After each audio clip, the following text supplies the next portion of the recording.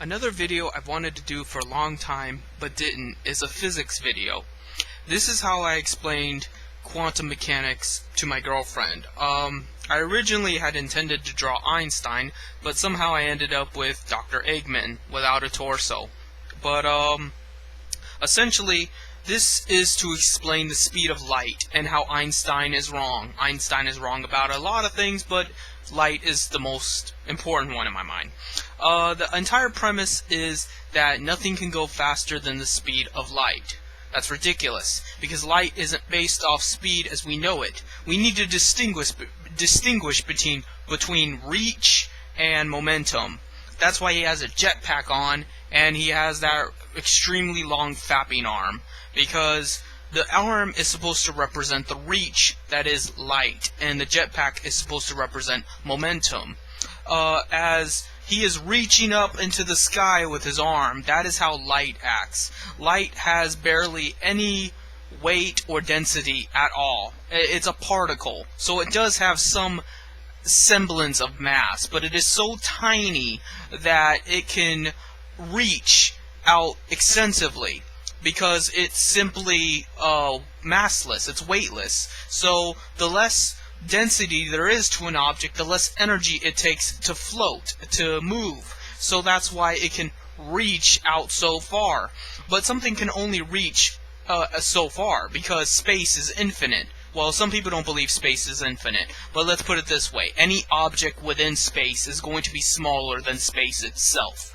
So something can only reach as far as space allows it to reach, and light is obviously one of those things.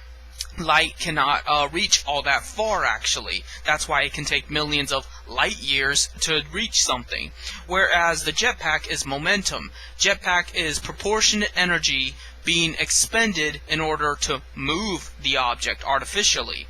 Now, the trick here is that we're trying to base momentum off light. We're trying to make an object using momentum that can be comparative to light's reach and how fast it can get to A to B.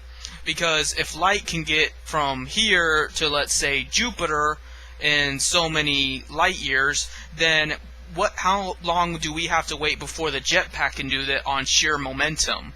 We're scaling this wrong. We're comparing apples and oranges. What we need to do is imagine how we can, boost the speed of reach by using momentum. We cannot rely purely on momentum, because, we are carbon-based creatures. We are big, we are fluffy, we are heavy. There is no way for us to carry ourselves onto some fat-ass ship and expect to go faster. That's just impossible. What we need to do is imagine a way where something like light can reach out, but yet go into momentum to double, triple, whatever its speed. And that's how we need to look at physics, and how we need to look at future space travel. We will probably never leave this planet, not in our lifetimes, not in several lifetimes. What we will most likely do is preserve this planet by accumulating resources abroad. We will probably grab metals and different objects from space and use it to keep our planet healthy. We will probably use these objects to preserve our sun too, because we obviously need the sun. So essentially this planet will be like a cabin, and the sun will be like the furnace that we light a fire on, and we will just continuously make small crafts that are near weightless to help accumulate those objects outside in space and then bring them back.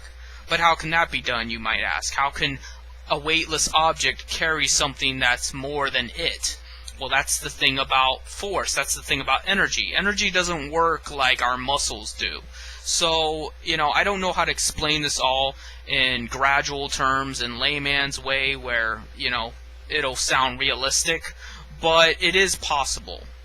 And it is possible that we might not even have to worry about leaving this planet. There is no substantial proof that a sun does die. There's a lot of evidence, but we don't know. And if the sun does die and we cannot find a way to leave our planet and our species dies, maybe that just happens to every creature. But I do not see a foreseeable way, given physics as we know it today, where human beings will travel abroad and be like Star Trek. And I'm checking the timer.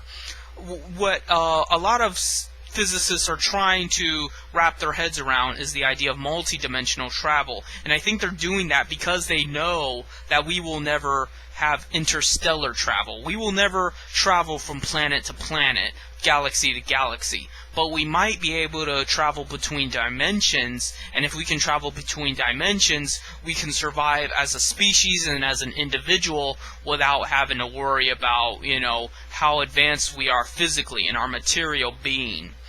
So I just figured I'd point that out and show you I have different interests besides my hookah and politics. I'm also very much interested in quantum theory. I guess that's it.